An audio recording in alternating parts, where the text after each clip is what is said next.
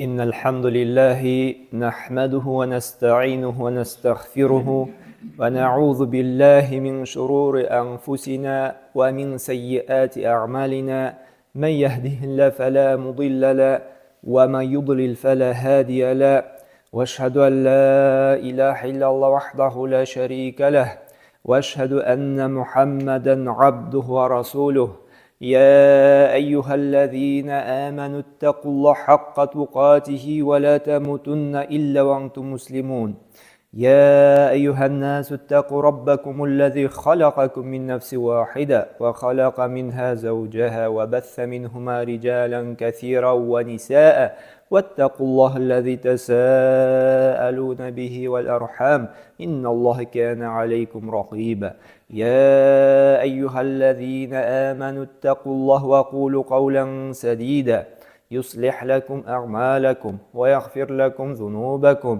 ومن يطع الله ورسوله فقد فاز فوزا عظيما أما بعد barcha maqtov hamd sanalar bizni yo'qdan bor qilib turlidan turli ne'matlari bilan bizni suyundirib shodlantirib turgan shusha alamlarning tarbiyachisi idorachisi bo'lgan Alloh subhanahu va taolaning bir o'zinagina tegishli shusha yer yuzina rahmat uchun jibarilgan jannat yo'lini ko'rsatib qoldirgan halal bilan haromni ayirayotgan suyukli payg'ambarimizga da turibizdan chiqqan salovat shariflar borib erishsa edi.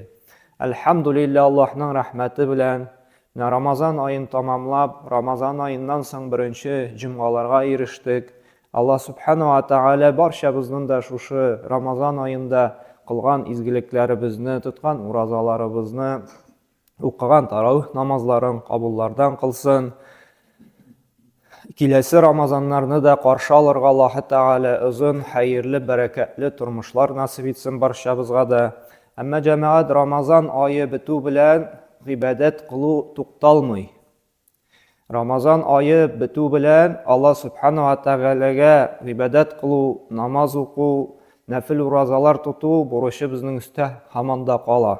Chunki Alloh subhanahu va taolo Qur'onda narsa deydi, wa'bud robbuka hatta ya'tiyaqal yaqin dey. Yaqin, ya'ni o'lim kelgancha Robbingga ibodat qil dey. Ya'ni bizning buruj jamoat Ramazon oyindagina tugil, shulay yilga bir oygina namoz o'qib, ro'za tutib, sadaqa berib biz cheklanirga tegish tugil, qabrga kirib yotgancha dey Alloh taolo yaqin, ya'ni o'lgach bir nindey shikda qolmay, shulay qabrda ateistda qolmayashaq, qabrda shu qabr g'azabin inqor etuvchida qolmayashaq, chunki qabrga kelgach yaqin. Sen anda borlig'in inanashaqsan, ko'rashaqsan, qiyomat kunidan da durust ekanin, shu dinning da haqlig'in, shunga ko'ra Alloh taolo aytadi, shu yaqin o'z ko'zim bilan ko'rib bilganchiga, totganchiga haqliqda Robbingga ibodat qildi. Ey jamoat, bizning Robbimiz tub ibodat qilib yashayishimizning ultib maqsadi. Chunki Zariyat surasining 56-oyatida Alloh subhanahu va taolo aytdi: "Va ma xalaqtul jinna val insa illa liya'budun" dey. Men kishilarni ham jinlarni boratik menga ibodat qilsinlar uchungina bor etdim dey. Tub vazifamiz jamoat shu bizga turli o'ng'ayliqlarni bergan uchun Robbimizga sajda qilib, uni tanu ham har vaqtda da uni esda tutuv. Ham jamoat Ramazon oyi bitu bilan ro'za tutuv tamomlandi deb o'ylarga kerakmi? Hali bizning mana Shavval oyina kirdik. Shavval oyida big qoti zo'r savobli ro'za bor. Shulay bet Shavval oyining ro'zasi deb sizlarni eshitganingizda bordir. Hamma Payg'ambar sollallohu alayhi vasallam aytdi, Muslim jinoyatida keladigan hadisda "Man soma Ramazona thumma atba'ahu sittan min ash-Shawwal kana ka siyam ad-dahr" dey. Kimda shu Ramazon oyida ro'za tutib, ya'ni ro'zani Ramazon oyida to'lisincha tutib bitirib, agarda qazo qolgan bo'lsa, og'riq sababli, safarda bo'lish sababli shu qazolarni da tutib bitirga kerak boshqa. Shulay. Andan so'ng shu Shavval oyida 6 kun ro'za tutar ekan, tutashdan tutama ularni shulay 1-2 kun tutib, tag'in bir necha kun yo'l etib tutama, bo'lib tutama, ansi muhim tugul, eng muhimi shu Shavval oyida tag'in 6 kun ro'za tutar ekanda, oldi bir ел ураза тоткан кебек әҗер савап алыр ди. Ягъни bir ел ураза тоткан кебек нәрсә? Әҗер язылыр ди. Карагыз, җәмәгать, безгә зур форсат, шушы Рамазан айын тутып чыккан булсак, шулай бит, әҗәтләребез калган булса, әҗәтләребезне түлик, һәм тырышыйк көн аралашманда, атнага 1-2 көн шушы Шәввал айында уразасын тутырга. Җәмәгать, ни өчен соң Алла Субхану ва Тааля безгә шулай нәфил уразалар, нәфил намазлар укырга куша? Җәмәгать, моның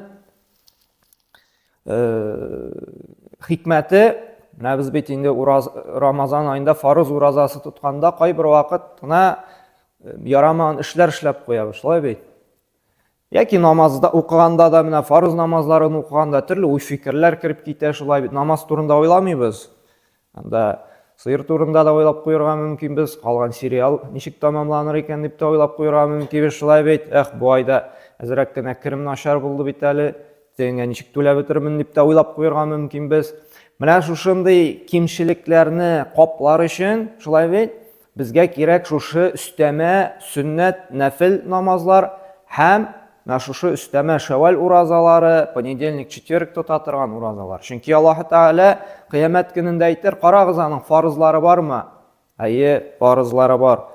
Җиренә җиткереп үтәлгәнме? Юк, әзрәк кимчелекләр бар. Шушы нәфил уразалары белән, сөннәт намазлары белән нишләгез ди? Каплагыз, ягъни кичерегез җитешсезлекләрен ди. Теге электә бит ямау салайык бит әле киемнәргә, шулай бит. Киемне бит инде элек дефицит юк заманда, шулай бит. Һәм киемне бит инде ташлап әрәм итеп булмый, файдасы булсын өчен ямау саласың да дальше китәсең, шуның белән йөрисең, шулай бит. Ул атта көлүдә юрый, киертеп кала, шулай бит. Бөтен сезгә карыячак имескин дип хәерче дип көләчәк.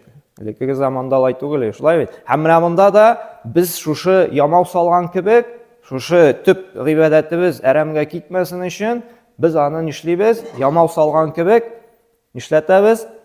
Шушы җитешсезлекләрен бетерәбез, юабыз, паклыйбыз. Шуңа күрә җәмәгать теге сөннәт фарызны саклар дип әйтем дә бар бит, шулай бит.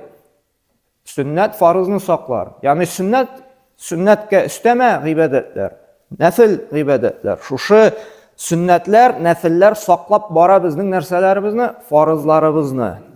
Шуңа күрә җәмәгать, бу сөннәт кенә, бу нәфил генә, моны тутмасаң да була, моны эшләмәсәң дә була дип җиңел карарга ярамый. Чөнки шушы өстәмә гыйбадәтләребез, өстәмә намазлар, өстәмә уразалар, өстәмә садакалар безнең фарыз төп гыйбадәтебезне саклый.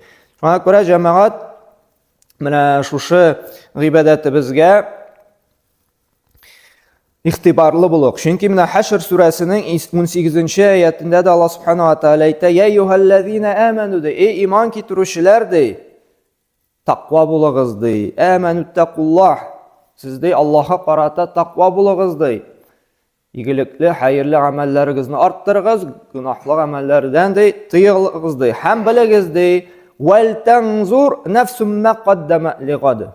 Һәм карагыз ди, үзегезгә хисап кылыгыз ди, иртәгесе көнгә, ягъни үлгәннән соң Аллаһ белән чырашасы көнгә нәрсә әзерләдегез ди, шуны карагыз ди. Без бит хәстәрләнәбез, шулай бит. План корабыз, балага квартира аласы бар, машина аласы бар дип, семейный бюджетны карыйбыз, шулай бит. Бу ел менә хәзер чәчү эшләре башлана, шулай бит складтан да җитәме, баздагы бәрәнгә җитәме утыртырга, яки тегеннән күршедән алым микән, яки базарга барып, ягъни без үлчибез, саныйбыз, шулай бит һәр вакытта да хисаплашабыз. Шулай бит. Җәмәгать, бу дөньяны гына түгел, без ахиратыбызны да бигрәк тә яшь барган саен без инде хисап кылырга тиешбез. Аллаһ белән чырашуга да мин әзерме, җитәме минем изгелекләрем, гамәлләрем бармы дип. Һәм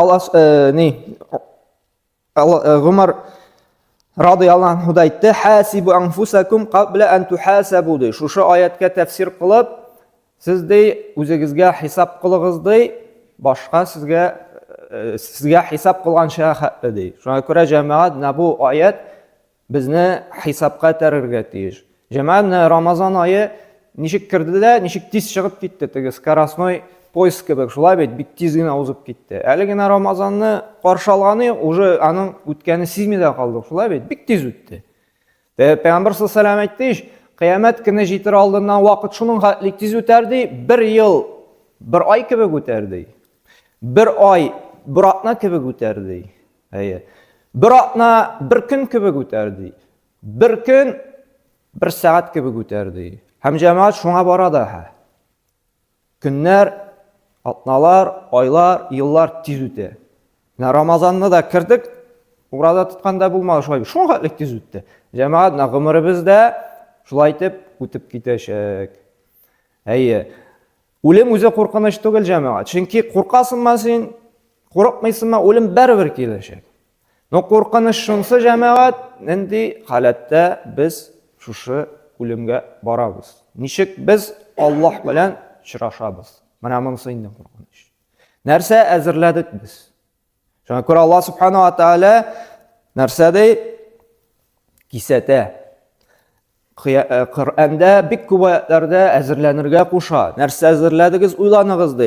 Һәм җәмәгать Мөэминнәр сүрәсенең карагыз 99-100 аятында. Адәм баласы нәрсә дип үкенер шушы әҗәле җиткәч, соңгы сулышын алгач.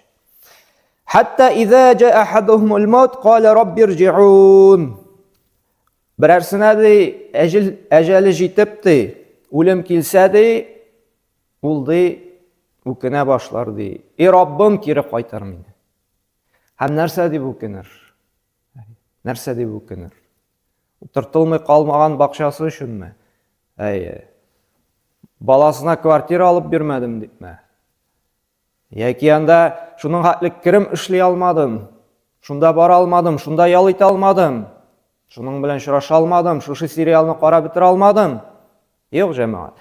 Без бу дөньяда менә әһәмиятле дип санаган әйбер, максат куеп бер-беребез белән көнләшә, бер-беребезнең тормышына күпчәгенә таяклар тыга, шулай бит. Урлап, талап, алдалап җыя торган әйбер берсе дә мөһим булмый икән. Нәрсә мөһим була икән карагыз?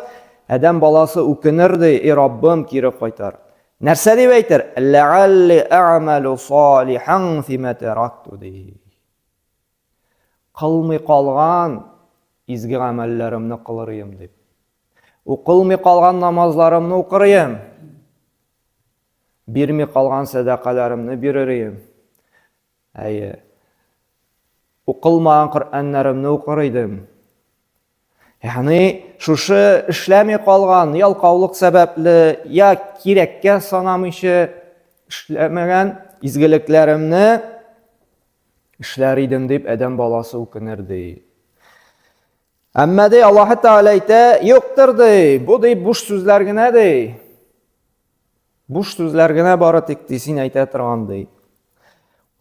Әмма ди кире кайту булмас ди. Әҗәлең җитте икән ди, бер кем дә кире кайтмас ди, шулай барзах тормышында ди, кыямәт көненә кубарылганча яшәр ди. Шуңа күрә җәмәгать менә Аллаһ Тәгалә Рамазан айы бетү белән тормыш, гыйбадәт бетмәй шулай бит, әле менә кала. Әйдәгез, уяу булыйк. Үзебездә күрәбез, Рамазаннан сынды бер жалкаулык килә, шулай бит шайтаннар чылбырдан ышкынгач, бик мәчеткә дә йөрисе килми, Коръән дә туташлык килми. Менә Рамазан айында ничек намазларга йөрдек, шулай бит, ничек Коръәннар укыдык, зикр тәсбих әйттек, иртәнге кичке зикрләрдән гел әйтергә тырышыйк шушы изгелекләрне сакларга.